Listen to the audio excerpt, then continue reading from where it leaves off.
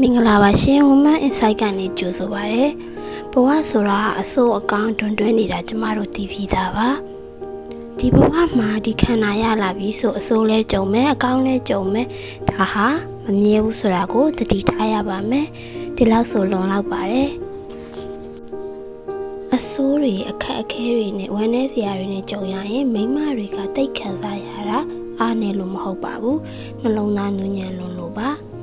စိတ်ညစ်နေပြီဆိုဘယ်သူနဲ့မှစကားမပြောချင်တော့တာအဖေနဲ့လည်းမပြောချင်ဘူးအမေနဲ့လည်းမပြောချင်ဘူးနောက်ဆုံး9နှစ်ကျော်သမီးနဲ့အခလေးလေးကိုတော့စကားမပြောချင်လို့မိနဲ့မကောင်းဘူးဆိုပြီးပြောထားလိုက်တယ်ဒါပေမဲ့ကျမနှလုံးသားကပြောတဲ့အတန်ကိုတော့နားထောင်နေမှန်ကြည့်ပြီးအဆင်ပြေသွားမှာပါလို့တွေးကိုပြုံးပြတယ်ဒါပေမဲ့လည်းအမျိုးသမီးတိုင်းလိုတစ်ခုဆိုရင်ထိလွယ်ရှာလွယ်ပါပဲတတိကပ်ပြီးကိုထိန်းနိုင်မှတန်မာတဲ့အမျိုးသမီးဖြစ်သွားတာ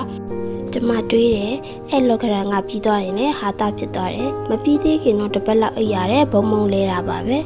ငိုပြီးရင်လည်းမျက်ရည်တော့ရမှာပဲငိုချင်တဲ့လောက်ငိုလိုက်တာပါပဲပြီးရင်တော့ကျမအားပေးတယ်နင်ကြော်ဖြတ်နိုင်မှာပါလို့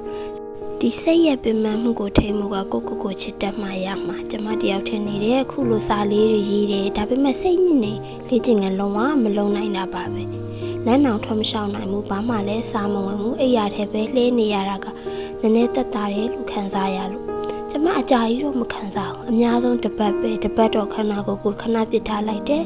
လှဲနေရင်အသက်ရှူသွင်းရှူထုတ်ဖြစ်ချင်းလုပ်တယ်ကျမစကားပြောရင်နဲ့စိတ်ကိုပဲဂယုစိုက်နေမိတယ်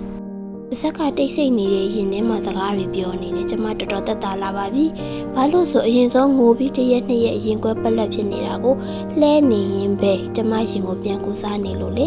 စိတ်ကိုကျမပြစ်မထားခဲ့ဘူးအဲ့ဒါကြောင့်လွယ်နဲ့ပြန်ရက်တည်နိုင်ခဲ့တယ်အမျိုးသမီးအများစုကိုပြောချင်တာကကိုချစ်ဖို့ပါလောကရန်အကောင်းဆိုးတွေကကျမတို့အသက်ရှင်နေသည့်တစ်မျိုးစီတစ်လှည့်စီကြုံနေရအောင်မှာပါ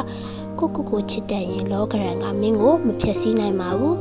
ရှင်တို့နဲ့အတူတူ Women Insight ကအမြဲရှိနေမယ်နော်